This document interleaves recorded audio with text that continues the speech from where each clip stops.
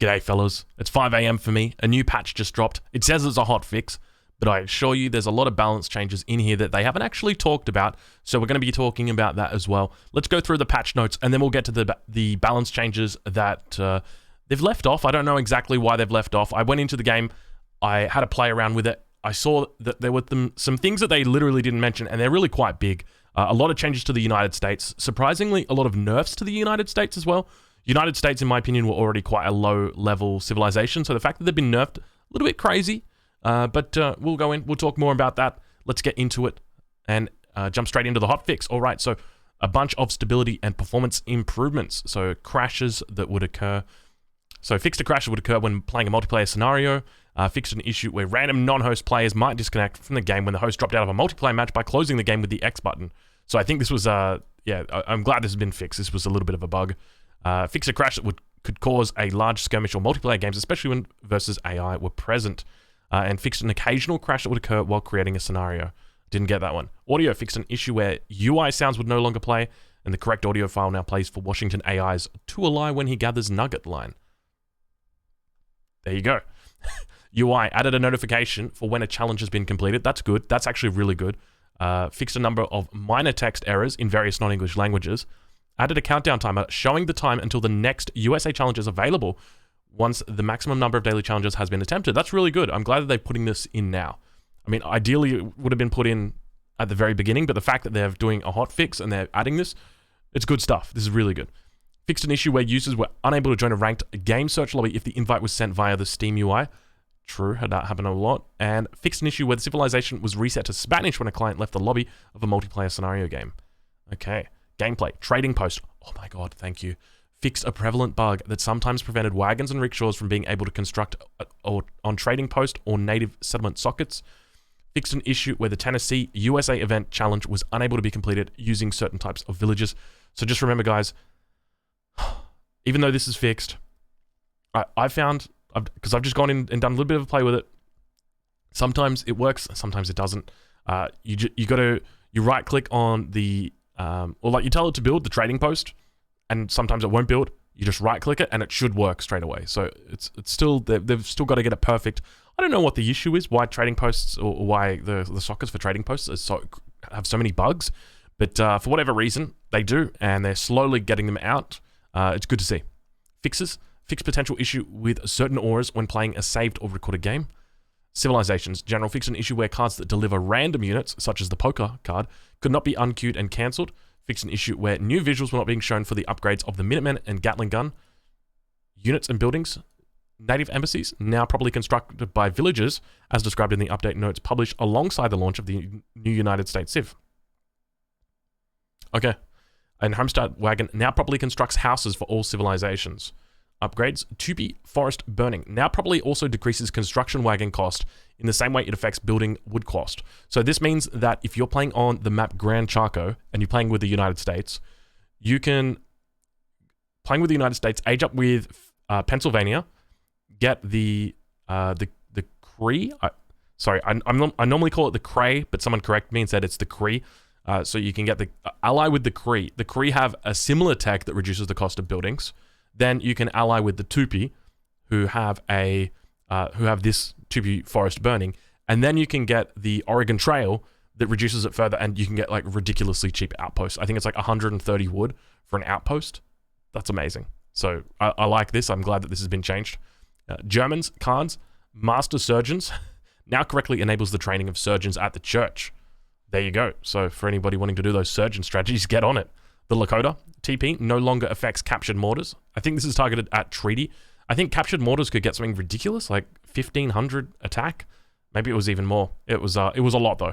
It was very imbalanced, and it's good to see that it's been fixed. Ottomans, food silos, now available, was previously missing. I remember commenting on this. It was like they took this... Oh no, they took it away from the French, and then they gave it to somebody. I can't remember, but it's good that it's been fixed up. All right, so now we get on to the United States.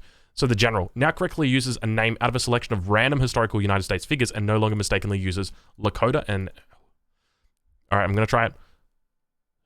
Haudenosaunee war chief names. Ironclad. Long range... so this was an issue. I think I had like Steele's horses or like Swift Wind or something in the beta. So I'm glad that it's been changed. Ironclad. Long-range bombardment attack now correctly no longer inflicts bonus damage against docks, and now also deals 0.2 times versus or to villagers. Okay. I guess that makes sense against docks, because you could just very easily snipe them, take them down. I think it's a 5 times, so I wonder how they've done it, so I haven't actually checked that yet.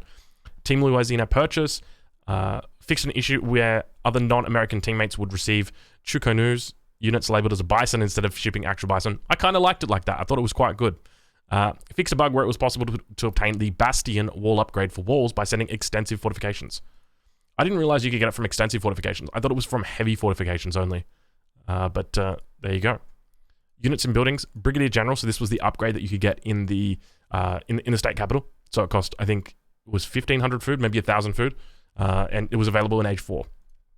Players must now be in the Imperial Age in order to research this state capital upgrade as intended. Okay, so I guess that's really a change. It's not really a nerf, because it's very rare that you kind of get to that. Quaker Gun, add animation to the mortar guy attachment and removed all transitions. Quaker Gun now displays decoy portrait for enemies in the selected units panel. I don't know what that means. I know that with this was what was causing the issue with the desync, so that's good that that's been fixed. The Quaker Gun here, I'm not too sure what that is. Capital General upgrade now probably requires Imperial Age to be researched. So I think that's the prerequisite for the Brigadier General. The General upgrade, yeah. All right, cards, Gold Rush. Now ensures settlers spawned for free from town centers respect build limits.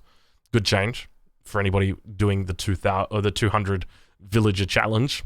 Bad luck. Your time is now over. New Jersey Seaports now properly enables Plymouth settlers to be sent again. New Jersey Seaports added tooltip to clarify this card only affects crates delivered by shipments. Interestingly, New Jersey Seaports is one of those states that I really want to try with a fast industrial build order. I think it's got a lot of potential in there for it's not New Jersey Seaports. It's Morris Canal, which you get from New Jersey. I think New Jersey Seaports has actually got a lot of potential as well. It's kind of hard to use, I think, especially in the late game. There's a lot of important cards that you send. It's a very good card for treaty, but New Jersey in general seems like a very interesting age up for 4th Age. Infinite 1 Gatling gun. Now delivers 1 Gatling gun as intended, down from 2. This is a massive nerf to the United States. People were sort of on the edge about whether they thought this was good or not. I actually thought it was really quite good having 2 infinite Gatling guns, because it meant if you were in a pickle, let's say you send your 3 Gatling guns and you accidentally lose them, or you have a fight and you lose them, well, now you can go and you can build, or you don't have to build a foundry to get your next Gatling guns. You can just ship 2 from the home city. So it was very, very strong, understandably. I don't know if it warranted a nerf. I mean, now you just basically make it so that people will never choose this card, ever. So, I mean, if people were relying too heavily on it, then sure. But now you've essentially just deleted the card. Team Alaska purchase now displays the correct number on the card icon. Springfield Armory shipment time has been decreased from 60 seconds to 40 seconds. Oh, I didn't realize that it took 60 seconds. Okay, that's great. I don't know. That's a buff. Updated Texas Fort icons for the Texan Forts card and added missing tactic icons for the Dragoon, Grenadier, Magyar Hussar, and Ulan. Corrected the spawning time of some of the free unit batches, which can be enabled so that the time taken for them to spawn is directly proportional to the cost of the spawned units. Morris Canal. Fixed an issue that sometimes prevented its effect from working if cards were queued in a particular way. This is good. This happened to me. So if you queued Morris Canal, it takes like 5 seconds to come in. But if you queued something else at the same time behind Morris Canal, so let's say you queued like Morris Canal into 5 rockets. If you didn't wait for Morris Canal to research, it wouldn't give you the bonus from Morris Canal. Morris Canal reduces the speed that it takes for a card to come in, or increases the speed. It improves the speed. So what would happen is you'd have to cancel the card and then resend it, and then it would come through. So it was it's good that they fixed that. United States Marine fixed a bug that would sometimes prevent Marines from being prefixed with Guard or Imperial status upon reaching the relevant age.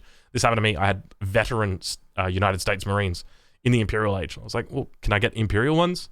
I think their stats were Imperial. I think it was just the name. Heavy Fortifications fixed an issue that enabled the United States to obtain the Bastion upgrade for walls if this card was sent. They now instead get the correct readouts upgrade. All right, so in addition to this, there's also, I guess, what I was sort of alluding to, in that there are sort of not secrets, but there's a whole bunch of balance changes that were made that weren't actually listed on the patch notes. And the only reason I know this is because I went in to check the United States, and then I'm like, wait a minute, the units that spawn from my town center are slightly different. So this is the list that I've got so far. So State Militia got nerfed. The speed has been reduced from 5 down to 4.75. The State Militia has also had the improvement, so the cap that you get. So you with the State Militia, there is a set amount of units that it can have next to it, and it receives a health increase. So it is 30. And when you get the Volunteer upgrade, which is the Industrial upgrade, it goes to 50.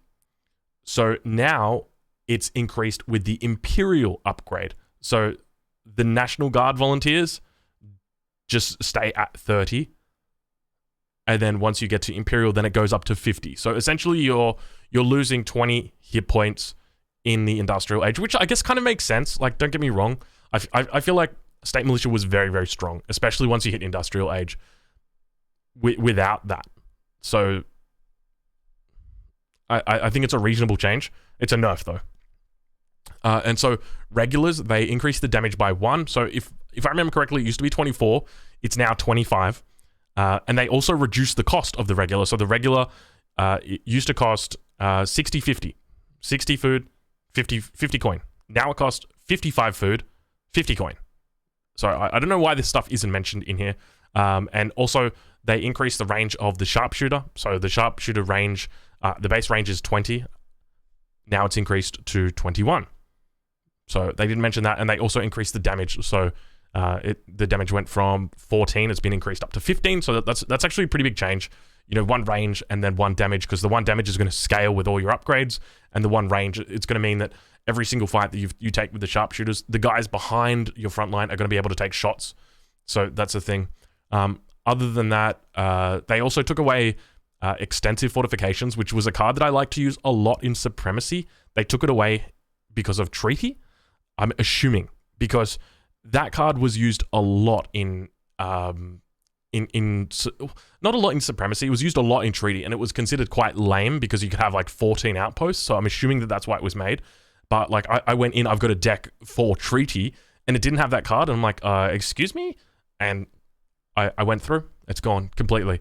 But other than that, I haven't found anything else yet. I suspect that they're probably going to be doing, or there's probably a couple of other changes that they'll probably amend this. But that's the only thing that I've found so far. If you guys find anything else, please leave it down in the comments. And other than that, I'll catch you guys in the next video. Thank you for watching.